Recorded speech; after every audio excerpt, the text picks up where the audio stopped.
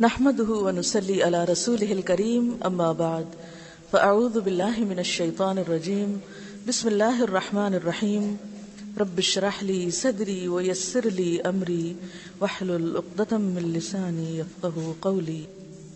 بسم الله الرحمن الرحیم. نماز، فرضیت، فضیلت اور اہمیت. نماز کب سے پڑھنی چاہیے؟ نماز کب فرض ہوتی ہے؟ اس کا اندازہ رسول اللہ صلی اللہ علیہ وسلم کی اس حدیث سے ہوتا ہے: مروا اولادکم بالصلاۃ وهم ابناء 7 سنین واضربوهم علیها وهم ابناء 10 سنین وفرقوا بینہم فی المضاجع. اپنے بچوں کو نماز پڑھنے کا حکم دو جب وہ 7 سال کے ہو جائیں، اور جب وہ 10 برس کے ہوں تو انہیں نماز چھوڑنے پر مارو اور ان کے بستر الگ کر دو. یعنی پھر بچے ایک بستر میں نہ سوئیں بلکہ الگ الگ سوئیں، کیونکہ اس وقت بلوغت کے آثار شروع ہو جاتے ہیں. تو گویا نماز کی عادت ڈالنے کے لیے 7 سال کی عمر، 3 سال کا عرصہ تربیت کا عرصہ، عادت پختہ کرنے کا عرصہ، اور پھر 10 سال کی عمر نماز کی پابندی کی عمر. دوسرے لفظوں میں فرضیت کی عمر، کیونکہ جو نہ پڑھے 10 سال کی عمر میں اسے مار کر بھی پڑھاؤ، یعنی سختی بھی کر سکتے ہو. اس حدیث میں رسول اللہ صلی اللہ علیہ وسلم بچوں کے والدین کو ارشاد فرما رہے ہیں کہ وہ اپنی اولاد کو 7 برس کی عمر ہی میں نماز کی تعلیم دے کر نماز کا عادی بنانے کی کوشش کریں، اور اگر 10 برس کے ہو کر نماز نہ پڑھیں تو والدین تادیبی کارروائی کریں، انہیں سزا دے کر نماز کا پابند بنائیں. اور 10 برس کی عمر کا زمانہ چونکہ بلوغت کے قریب ہے اس لیے انہیں اکٹھا نہ سونے دیں، کیونکہ اس میں انسان کے جو جنسی جذبات ہیں وہ ابھرنے لگتے ہیں، پیوبرٹی کا زمانہ ہے. تو گویا دوسرے لفظوں میں نماز فرض ہوتی ہے بلوغت کے ساتھ، یعنی بالغ ہونے پر. لڑکیوں میں تو واضح علامت ہے، یعنی جب پیریڈ شروع ہو جائیں، اور لڑکوں کے لیے 10 سال کی عمر جب ان میں بلوغت کے آثار شروع ہو جائیں. عموماً آواز بدلنے لگتی ہے اور کچھ اور علامات بھی. ہاں، اس میں تھوڑی کمی یا زیادتی ہو سکتی، یعنی 10 سے 9 سال بھی ہو سکتے ہیں، 10 سے 11 سال بھی ہو سکتے ہیں. مختلف علاقوں کے موسم اور مزاج کے اعتبار سے فرق ہو سکتا ہے. ترک نماز کفر کا اعلان ہے. حضرت جابر رضی اللہ تعالی عنہ روایت کرتے ہیں کہ رسول اللہ صلی اللہ علیہ وسلم نے فرمایا: ایمان اور کفر کے درمیان فرق نماز کا چھوڑ دینا ہے. اس کا مطلب یہ ہے کہ اسلام اور کفر کے درمیان نماز دیوار کی طرح حائل ہے. دوسرے لفظوں میں نماز کا ترک مسلمان کو کفر تک پہنچانے والا عمل ہے. حضرت بریدہ روایت کرتے ہیں کہ رسول اللہ صلی اللہ علیہ وسلم نے فرمایا: ہمارے اور منافقوں کے درمیان عہد نماز ہے، جس نے نماز چھوڑ دی بس اس نے کفر کیا. گویا اسلام اور نفاق دونوں کے بیچ میں جو فرق کرنے والی چیز ہے وہ نماز ہے.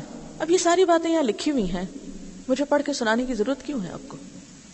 یہ تو کتاب آپ گھر میں بھی پڑھ سکتے ہیں. آپ کہیں گے اتنی دور آ کے بیٹھے اور پھر یہی ریڈنگ ہی کر رہے ہیں.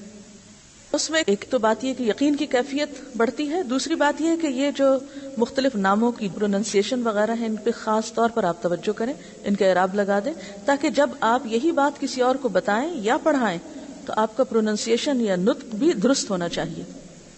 تو کسی بھی کتاب کے استاد سے پڑھنے سے علم یقینی حاصل ہوتا ہے.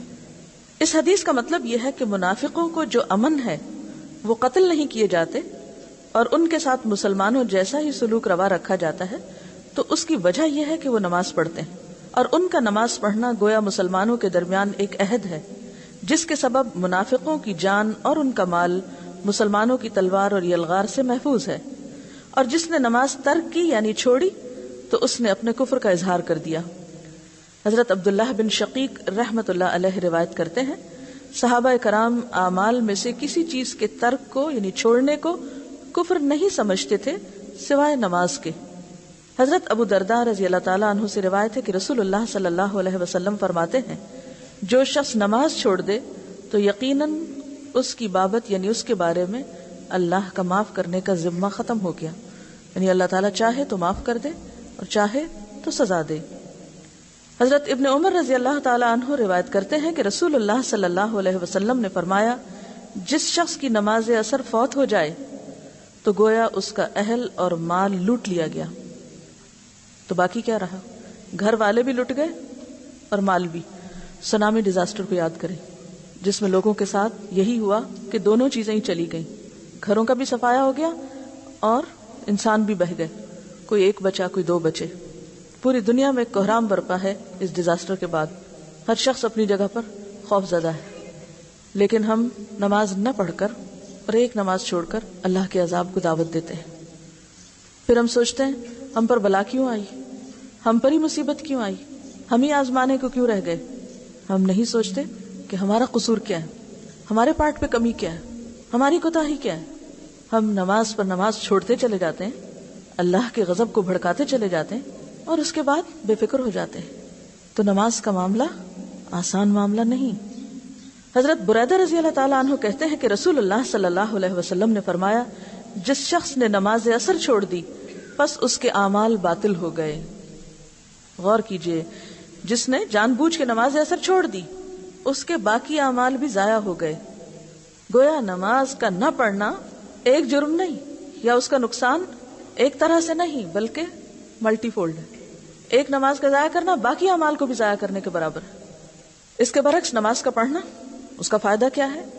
حضرت ابو ہریرہ رضی اللہ تعالی عنہ روایت کرتے ہیں کہ رسول اللہ صلی اللہ علیہ وسلم نے فرمایا، الصلوات الخمس والجمعۃ الی الجمعۃ کفارۃ لما بینہن ما لم تغش الکبائر۔